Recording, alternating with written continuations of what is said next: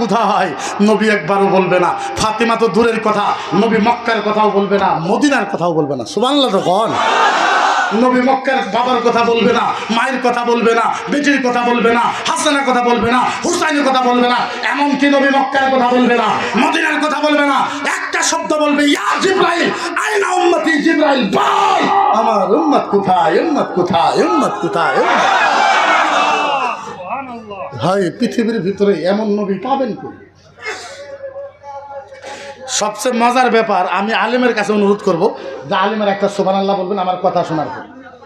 হাদিসে কুদসি আছে, কিয়ামতের ময়দানে আমার আল্লাহর ডানমুরা, আমার আল্লাহর ডানমুরা আমার নবীর জন্য নূরের চেয়ার রাখা হবে, নূরের চেয়ার।